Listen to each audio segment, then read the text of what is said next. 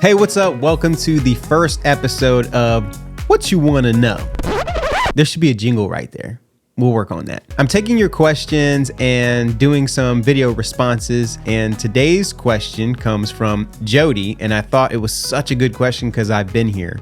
Marketing is a drudgery for me. I know I'm letting people know about what I'm offering, but so often I see people market in ways that are off-putting to me. What are some ways to stay genuine to yourself and your brand that get results? Okay, I relate to this so much because when I first started my business, I felt very uncomfortable putting myself out there, asking people to buy a product or a service from me. And what I started to realize is that it usually came from one of three reasons. And maybe you can relate to some of these as well. The first one is I haven't done it enough. I was very new at having to push out marketing and sales and promotions and all that kind of stuff. And so it just felt uncomfortable because I hadn't put in the reps. I didn't know exactly what I was doing. I'm currently reading this book right now, listening to it on audio, and it's called $1 Million Weekend by Noah Kagan. And one of the things that he recommends in the book, this is a good exercise for you.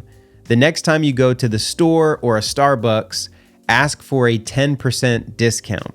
Now that sounds weird, and I've actually done this quite a bit just to be silly or funny. If I go to the movies, I'll say, hey, do you offer a nice guy discount? And they'll be like, nice guy? Yeah, just like people who are nice guys. And they always say no, but I like to do it anyways. Noah Kagan says that it's a great way to build the ask muscle because you're building that confidence. And the point is to experience failure and be able to move past it.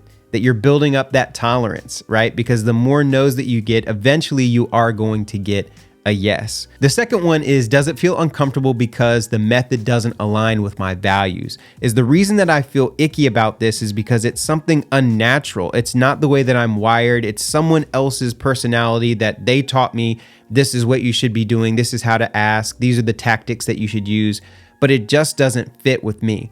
I always think about the story in the Bible where David was about to go out and fight Goliath, and he put on Saul's armor, and the armor was just way too big. It didn't fit him. Sometimes that happens within marketing and business, that we see someone else who's successful and we assume I have to put that on myself as well, when really it may not be the right fit. If I see something that feels icky to me, then that lets me know that doesn't align with my value. That doesn't align with my belief system. So I personally am going to stay away from it. That doesn't mean that it's going to be something that makes you feel icky. So you kind of have to let the ick be your guide as to whether or not it's something that you want to use as a strategy or a tactic in your promotions and your marketing. And then the last one is, does it feel uncomfortable because I don't feel confident enough in my product or my service, right? And this is a hard one to admit, but sometimes that is the reason. The times that I have felt the most confident in my marketing and promotion